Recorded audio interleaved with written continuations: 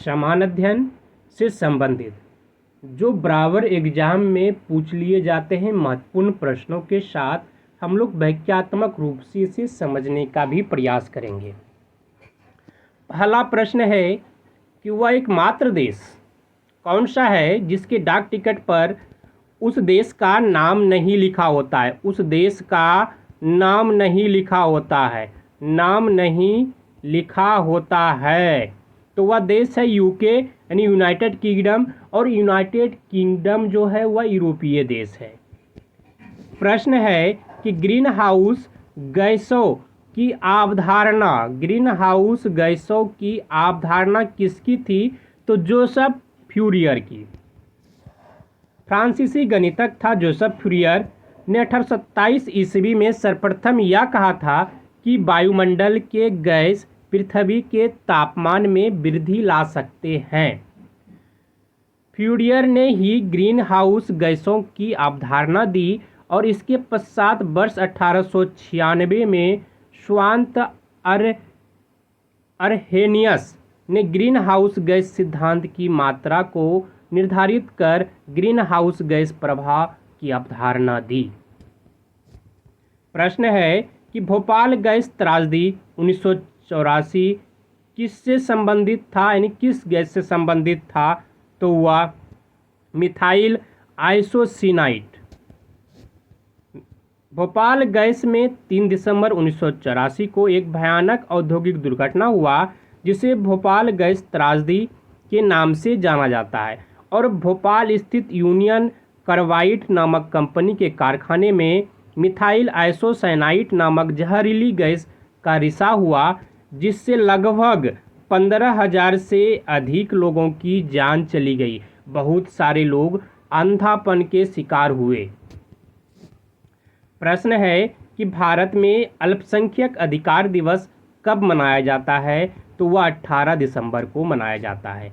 अल्पसंख्यक अधिकार दिवस 18 दिसंबर को, शिक्षक दिवस 5 सितंबर को, विश्व एड्स दिवस 1 दिसंबर को और किसान दिवस 23 दिसंबर को। प्रश्न है कि भारतीय संसद के संयुक्त सत्र की अध्यक्षता कौन करता है? तो वह लोकसभा अध्यक्ष करता है। प्रश्न है भारत में कौन सी नदी विभ्रंश घाटी से होकर बहती है? तो नर्मदा। भारत का एकमात्र नदी नर्मदा नदी है जो रिफ्ट घाटी से होकर गुजरती है, और यह नदी पश्चिम की तरफ जाकर खंबात की खाड़ी में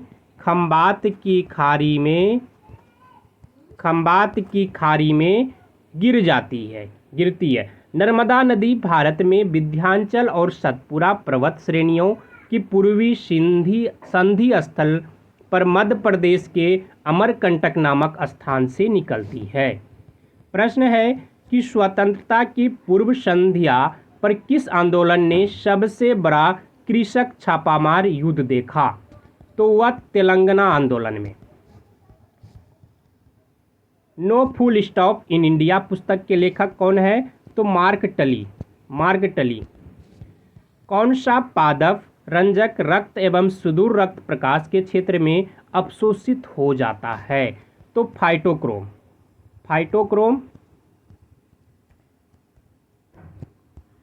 फाइटोक्रोम पौधों द्वारा प्रकाश का पता लगाने के लिए इस्तेमाल किया जाने वाला एक फोटोरिसेप्टर होता है। यह दृश्य स्पेक्ट्रम के मुख्य रूप से लाल क्षेत्र का पता लगाता है और बीजों के अंकुरण को नियंत्रित करता है। पृथ्वी के भीतर पिघली हुई चट्टान को क्या कहते हैं? तो मैग्मा कहते हैं। मैग्मा एक जटिल उच्च तापमान वाला द्रव पदार्थ है। अधिकतर मैग्मा का तापमान 700 से 1300 डिग्री सेल्सियस होता है।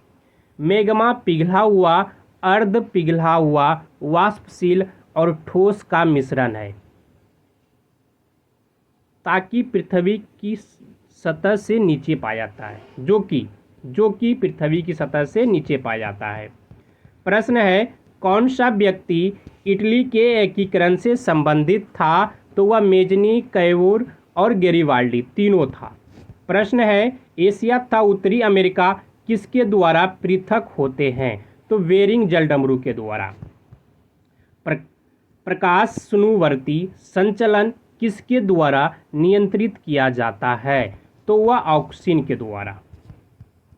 प्रकाश की उपस्थिति में पौधे के विकास को प्रकाशानुवर्ती संचलन कहते हैं। या प्रकाश के नीचे तरंगदैर्घ्य